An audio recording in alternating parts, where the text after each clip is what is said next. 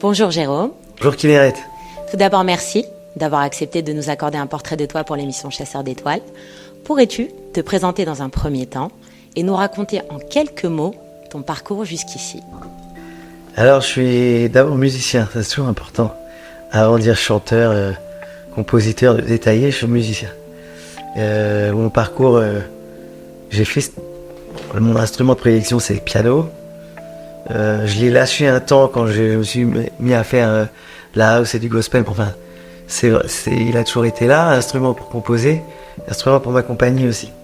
Et je passe de mon grosse influence soul music, musique classique et chansons françaises, et je fais un joyeux mélange quand il s'agit d'écrire pour moi. Qu'est-ce qui t'a donné envie de faire de la musique? Est-ce que tu viens d'un univers musical, d'une famille qui jouait des instruments? Comment tu es arrivé à cette musique? On va attaquer le côté spirit tout de suite. Ça c'est Neshamot, c'est fait pour ça. Tu fais le conservatoire. Un conservatoire municipal. Un conservatoire, ça va durer combien de temps? Une petite dizaine d'années, 9-10 ans. Une petite dizaine d'années, c'est déjà beaucoup. Oui, mais j'étais pas très travailleur parce que c'est la rigueur du classique. En fait, quand on rentre là-dedans, au bout de 4, 5, 6 ans, faut être à 1 heure par jour, 2 heures. Puis plus on avance, on passe à 6 heures par jour. J'ai jamais fait ça. Mais très très vite, j'ai une oreille qui marche bien. Je relevais les morceaux que j'entendais en radio, dans les disques, etc. Et après, j'ai rajouté la voix. Ça s'est fait naturellement. Tout se fait naturellement. Je me suis posé aucune question. J'ai jamais dit je veux faire ça quand je serai grand. C'est venu tout seul, absolument tout seul. C'est pour ça que je parle de. On peut parler de Mazel, on peut parler d'une Neshama qui est faite pour ça. Cette étincelle, elle commence quand? Quand est-ce que tu te dis je suis né pour faire de la musique? Eh ben, il n'y a pas de point de départ sur un claquement de doigts. Il y a un amour qui se crée entre l'instrument et soi, et on l'oublie pas. Parfois on le boude. Je me faisais engueuler par mon prof de piano, mais en tout cas, la musique, elle est là. Et à un moment où on passe un cap, parce qu'on a un certain nombre d'heures dans les doigts, et puis surtout dans en fait, le cerveau, on comprend la matrice. Et c'est ce que je dis, il n'y a pas vraiment de déclic, à tel point qu'au contraire, c'est même une espèce de solution un peu lâche. Moi, j'étais étudiant, et je me disais, bon, de toute façon, c'est un boulot d'étudiant. Une façon de pas vraiment s'engager. Donc, il n'y a pas le déclic. J'arrive, j'ai fait étudier du droit, j'ai jamais fait 1 heure de boulot de ma vie qui avait rapport avec le droit, à part lire mes contrats d'édition, et encore, j'osais à peine. Mais tout ça pour dire que vraiment, quand on est fait pour ça, ça va pas nous lâcher, quoi. C'est pas l'homme qui prend la mer, c'est la mer qui prend l'homme. Alors Jérôme, on revient sur tes années d'étudiant. Qu'est-ce que tu écoutes comme musique? C'est quoi tes influences à ce moment-là? Alors, on peut dire que j'écoutais de tout, la réponse banale. J'étais pas sensible à un style particulier. Ce qui passait à la radio, les cassettes de ma mère, des trucs comme ça. Alors, on est toujours un peu influencé par ce qui se passe chez soi, musique de ses parents. Mais finalement, eux aussi, c'était le reflet d'un éclectisme entre un coup de Georges Brassens, un coup des Beatles, Earth, Wind & Fire. J'ai vraiment été piqué à Stevie Wonder à ce moment-là. J'ai toujours écouté Stevie Wonder, il y avait des disques à la maison, mais pas plus lui que du Jackson ou même The Cure quand j'étais au collège, les Dépêche Mode, comme je disais, Gainsbourg.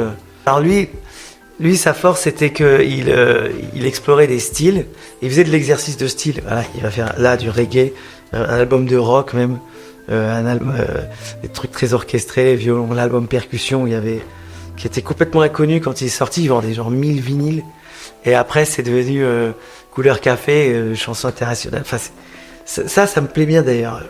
C'est une parenthèse, hein, je pars ailleurs, mais l'idée que on sorte mon album en français que peu de gens connaissent, qu'on le sorte comme ça en 2072 de terre, et qu'on dise mais c'était génial ce truc-là.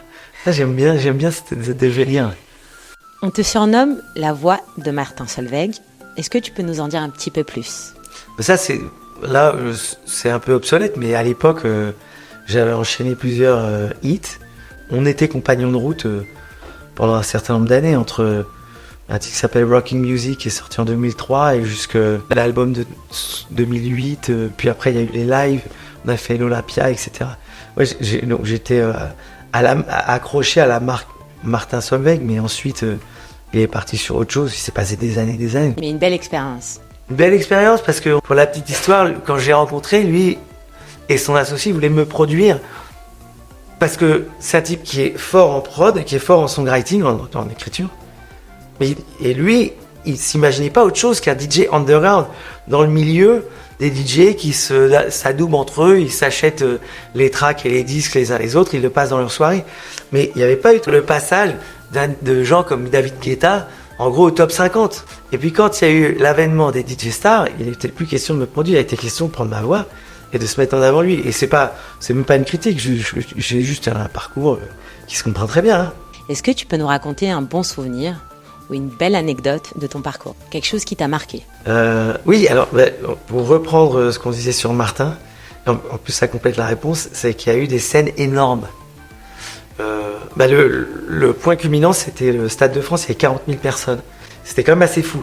Et il y avait eu une tournée avec des moyennes de 15 à 20 000 personnes sur des grandes places dans des villes françaises. Il y a eu Grenoble, Bordeaux, Marseille, Toulouse, etc., sur la place du Capitole. Ça, c'est souvenir fort, parce que c'est une salle énorme. Et à l'inverse, des toutes petites salles à Los Angeles, avec des open mic. Et à l'époque, des open mic R&B soul, 100% du public, c'était noir américain, avec leur code, leur musique, leur style, c'est leur culture. Et moi, j'arrivais, le petit invité au départ, on se dit, qu'est-ce qu'il vient faire là, lui? Et à la fin, il y avait des filles qui m'apportaient des dollars, parce que c'est un peu la tradition quand on aime ta voix. Et ça crie, parce que ça, c'est aussi la culture église, où le public participe. Yeah, go ahead, sing. On te dit, vas-y, chante. Et ça, c'est des souvenirs extraordinaires. Lorsque tu écris une chanson, tu l'imagines tout de suite pour toi, ou t'arrive-t-il de l'écrire en l'imaginant justement pour d'autres personnes? Alors, il y a les deux. Pour moi, je vais commencer par la musique. Je veux vraiment lécher ma mélodie, que ce soit à l'espèce de virgule près. Et après, on bosse le texte en s'adaptant donc à ma versification, mon nombre de pieds et tout. Mais ça m'arrive qu'on me donne un texte, et en général, donc là, automatiquement, c'est pas pour moi. C'est notamment pour Amel, avec mon acolyte sur un certain nombre de titres qui s'appelle François Pellegrine. Je récupère, ou d'autres artistes d'ailleurs qu'Amel. Et j'adore ça parce que là, je suis un nombre de pieds imposé. Donc c'est comme si on te faisait une commande en fait. Ouais, avec un cadre. Oui. Donc l'histoire, presque, je m'en fiche. Quoi. C'est-à-dire que on me dit, t'as dit ça dans telle chanson. Je dis non, en fait, limite, je me souviens même pas des paroles. Je fais un effort de mémoire. C'est pas forcément un texte qui va me parler et qui va parler de mon histoire. Moi, j'étais là, mon boulot, c'était de mettre en mélodie. Mais tellement j'aime la mélodie, je l'ai repris à mon compte. Tu parlais d'Amel Bent. Il y a d'autres artistes, justement, dont tu aimerais parler, pour lesquels tu as travaillé ou avec lesquels tu as collaboré? Ouais, j'ai fait des trucs bien, mais qui n'ont pas rencontré de succès. Parfois, c'est jamais sorti. Avec La Rousseau, on avait bossé avec l'âme. C'est jamais sorti. Des trucs qui sont sortis, qui ont fait un flop, malheureusement. Anthony Cavana, j'ai chanté une super mélodie que j'ai ensuite placée au Japon, qui a cartonné au Japon, avec un groupe superstar qui s'appelle Exile. Mais malheureusement, son projet, lui, à l'époque, il s'est fait planter par son producteur. C'était un drame dans sa vie, le pauvre. Ensuite, une artiste québécoise a une chanson que je vais reprendre, là, notamment le 5 mai, mon concert parisien, on en parlera peut-être. Pareil, pas gros succès. Johan Frégé, excellent vocaliste, un tueur à gages, gagnant de la The Voice édition numéro 2. Je pense que c'était en 2012 de mémoire. Je suis pas sûr, mais c'était à l'époque où c'était encore plus regardé parce que l'émission était très fraîche. Et puis il avait une personnalité un petit peu atypique, il avait un handicap, donc du coup ça l'a mis vraiment en avant. Il a son problème d'élocution, il est bègue. Et quand il chante, il est rentré en transe. Ce type-là, il va chanter aux US dans la communauté noire où c'est les voix les plus belles du monde. Il est très gospel. Ultra gospel. Il a les codes, il les a complètement digérés. Et il met la claque vraiment à tout le monde. Et il a été laissé par Universal Mercury, qui était le label des gagnants de The Voice, il était laissé de côté.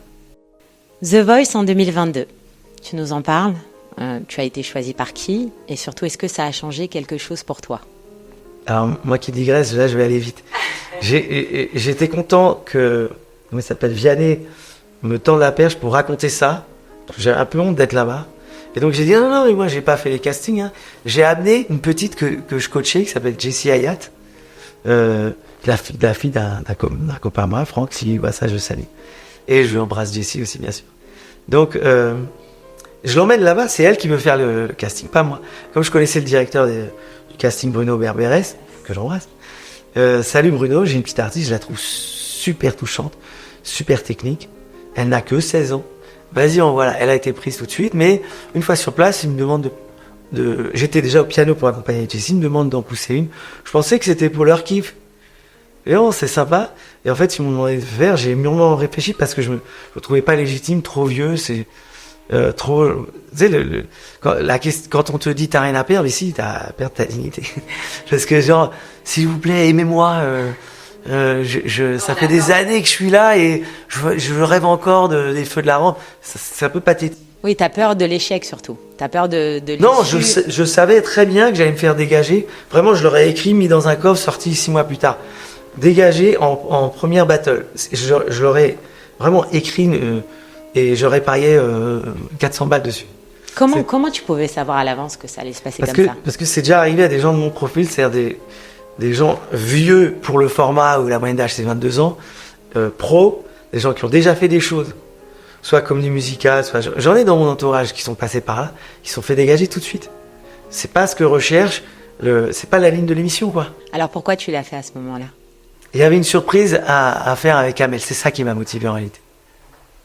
Donc là, on revient sur le fait qu'elle n'était pas au courant. Elle n'était pas au courant du tout. Est-ce que tu savais qu'ils allaient se retourner, enfin, que Amel aussi allait se retourner sur toi? Ah ben, j'espérais que quelqu'un allait se retourner quand même, mais j'avais aucune info, c'est pas... Non, il y a rien de truqué, rien de prévu, hein. Elle a fait une tête, elle était sincère, genre, quoi? En fait, ce qu'elle m'a dit en off, c'est qu'elle a reconnu ma voix, mais elle ne le croyait pas. Après, elle a dit à Vianney, je le connais, c'est Jérôme Sebag. Mais elle a reconnu ma voix tout de suite, mais c'est, mais non, il va pas venir. Elle n'a pas tort, j'avais rien à faire là, en réalité. Mais je me suis dit, ça va faire un beau moment de télé.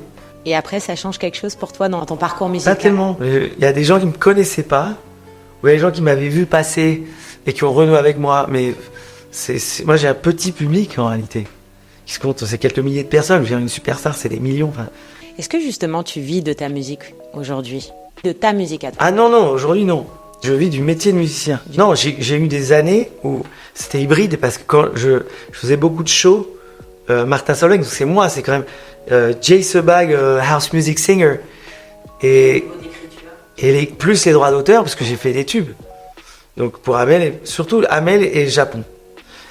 Beaucoup de morceaux, comme je disais, ça c'est la vie de n'importe quel auteur, compositeur, machin. Il y a plein de trucs qu'on met dans le mur qui sortent pas et tout. Ça c'est normal. Et est-ce que tu regrettes certains choix dans ton parcours? Ah, je suis pas un bonhomme de regret. Je m'embarrasse pas avec ça. J'ai pas le temps j'ai pas envie d'éprouver la race rare rien qu'en réfléchissant. Hein. Tu sais, Jérôme, dans tes chansons, dans ton écriture, on ressent parfois beaucoup de souffrance. C'est même parfois un point commun de beaucoup d'artistes. Tu en penses quoi? Ben, j'en pense c'est un passage réservé, entre parenthèses. On peut être ultra souriant dans la vie, on peut être ultra guerrier et on montre ses faiblesses en musique, ultra souriant et on montre sa souffrance en musique. Je sais pas, c'est vraiment le canal qui fait que moi je suis pas le même hein, quand je joue. Vraiment pas le même. J'ai monté d'émotions, t'as même pas idée. Mais dans la vie, j'essaie d'être un peu plus papa, quoi, père de famille. Et quand je chante, c'est fou. J'ai peur de chanter là le 5 mai parce que il y a des chansons, je vais pas réussir. Quand je chantais Condamné à l'époque, cette chanson sur la Shoah, je pouvais pas la terminer. C'est dur. Il fallait que je pense à un match de foot, quoi. Enfin, tu as évoqué le fait d'être papa de oui. jumeaux, si je me trompe pas. Oui. Est-ce que tu les pousses un petit peu dans cet univers? Je les pousse pas, il faut que ce soit naturel. On revient à la question du départ. Ça l'est. Est-ce que tu sens une petite fibre musicale oui. au sein de ton foyer? Ouais. Comment? Ça peut venir. Ma fille, elle a le don. Mon fils joue bien du piano. Je pense que c'est plus parce qu'il est intelligent et sur le plan moteur, ça marche bien. Et ça m'embête de dire ça, mais je pense qu'il a moins la vie que sa sœur qui est une artiste. Elle est née artiste, je pense. Elle prend exemple sur toi ou elle a vraiment sa propre personnalité? Ouais, ça, c'est génial. Non, elle écoute sa propre musique, elle a sa propre voix, elle copie personne. Et est-ce que tu joues d'autres instruments que le piano? Mal. Je suis une bille en guitare parce que quand t'es fait pour un instrument, c'est difficile c'est une ambivalence totale. Il y a des gens qui font ça, qui font très bien. Et tout ce qui est rythmique, ça, c'est mon truc, mais j'ai pas une note technique. Donc je touche un peu les percs et la batterie, mais j'ai pas une note technique. On passe du coq à l'âne, mais c'est très important. Quelle est ta part de spiritualité dans ta vie? C'est même la partie la plus intime de l'interview. On a parlé.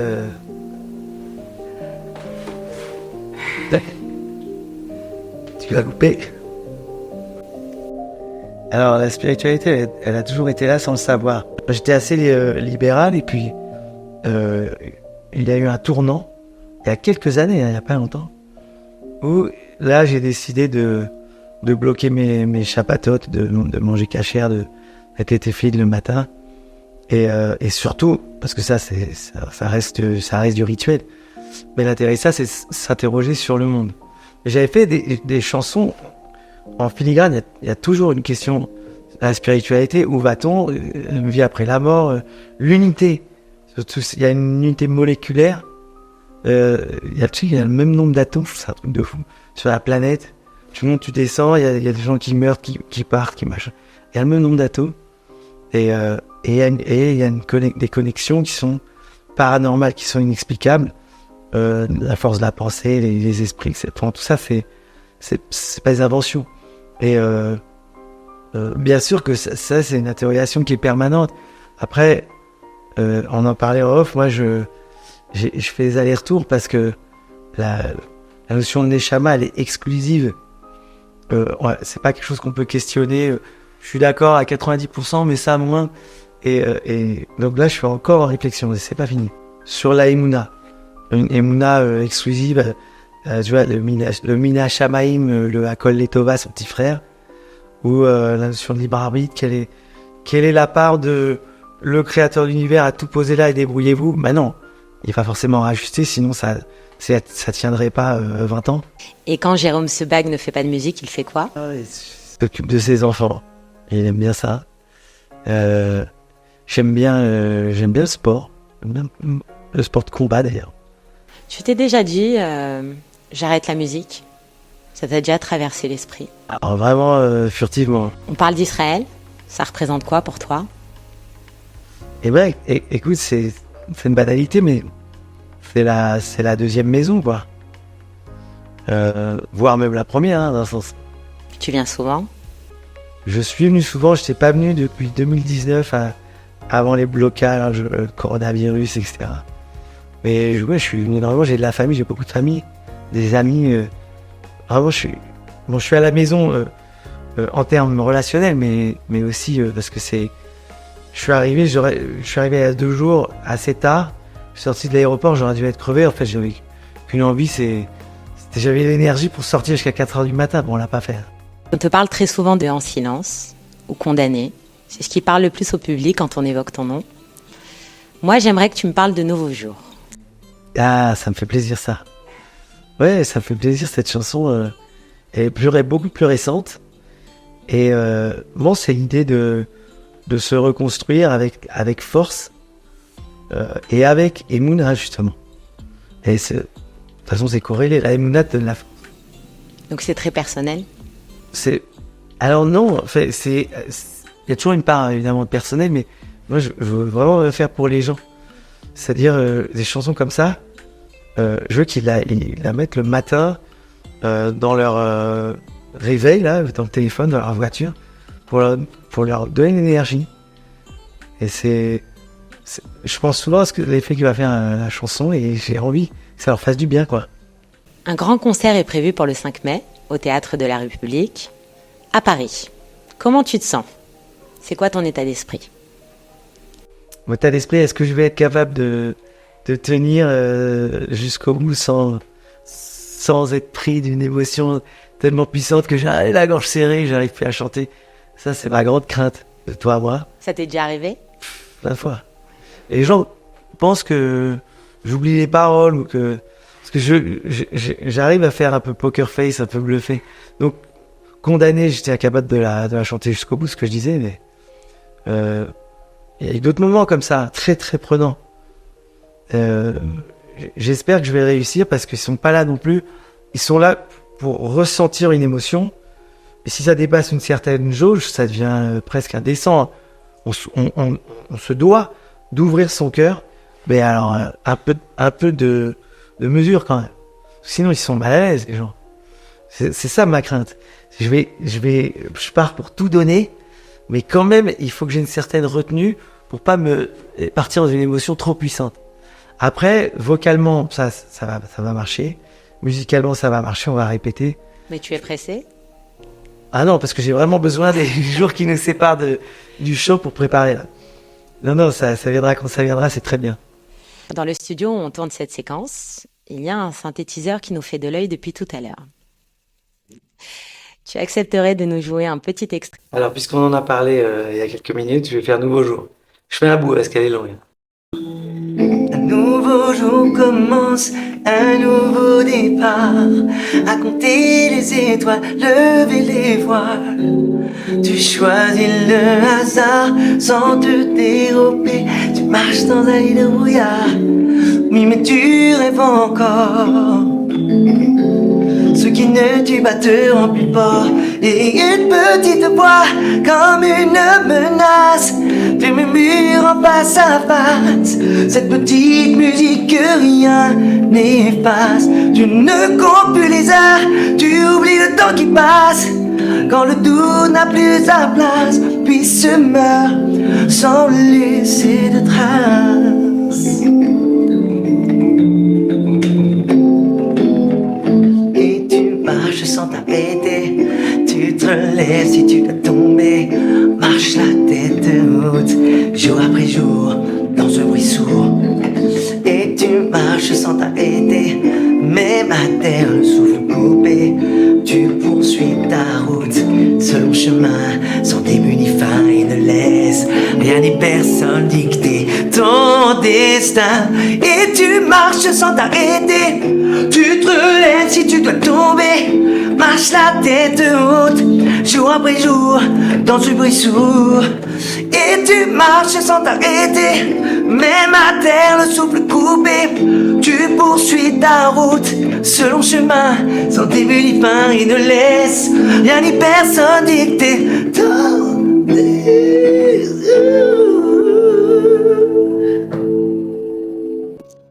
Jérôme, merci de nous avoir accordé ce magnifique portrait de toi. On te souhaite une immense hatzlacha dans la vie, en espérant le meilleur à venir. Merci, très touché.